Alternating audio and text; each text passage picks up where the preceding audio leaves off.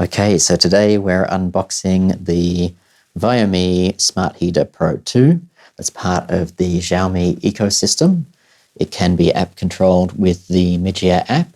I know some people have bought this heater from China and had trouble getting it to work with the app, but this is the Australian version. And it does work with the Mijia app, which is available on the App Store here in Australia at any rate.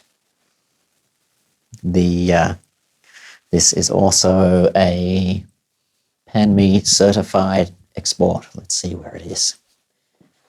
There we go. And the product details.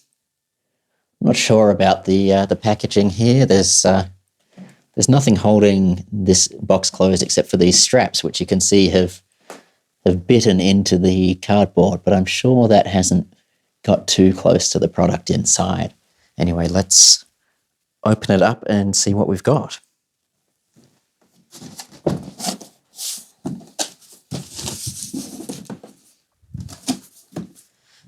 So there's the heater packaged up, as I suspected. I don't think that damage to the box has got to the heater. We've got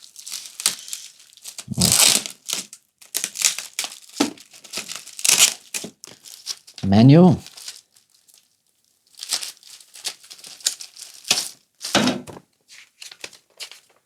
In English only.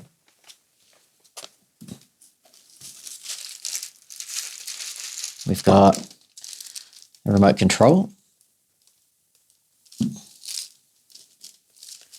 And I assume these are filters for the humidifier. It does have a water tank, so it can humidify the air that gets dried out when you're using the heater. I'm guessing these are just for the feet of the heater, sorry. Put those to one side. And let's pull the main attraction out of the box.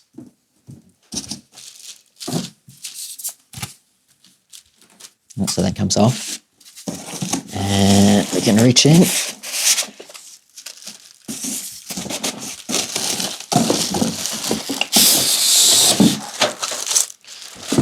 Oh, there we go. And put that down.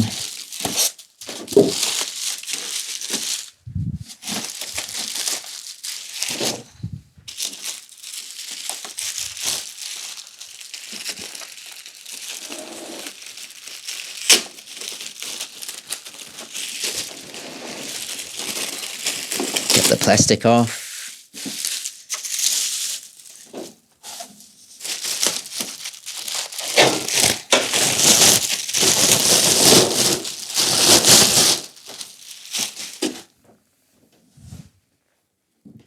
Australian plug, as it is the Australian version. This is not an import from China.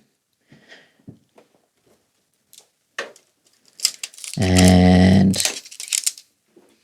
if we remove this tape, there we have the humidifier, and there, as I suspected, that's where those filters go. Control panel here. And if you look inside the heater, there's not much in there. It's very lightweight, just those fins of the heating elements. So it doesn't weigh much at all. I know that there are some other reviews out there where people have bought this heater from China and had some issues, but this is official Australian stock. So let's see how well it works. I have got the app working. Hooray. So that's good news. The only thing I'll mention is that following the instructions in the manual did not result in a connection to the heater.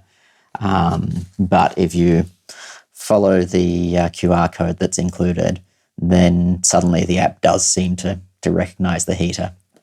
Basically, adding a device manually in the app doesn't work. So go through the QR code and you'll be able to control your device through the Mijia app. So basic temperature control, eco and boost mode, as I mentioned.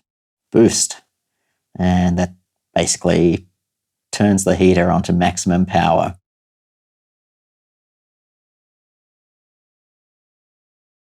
A little bit of an oddity, you can switch between eco and boost like this, but if you press that button again, the heater powers off.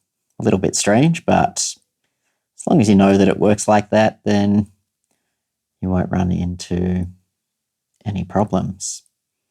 As I say, it heats up the room very quickly, but cools down very quickly once it's turned off as well. So it's not like, as is to be expected, it's not going to hold the heat like an oil heater would.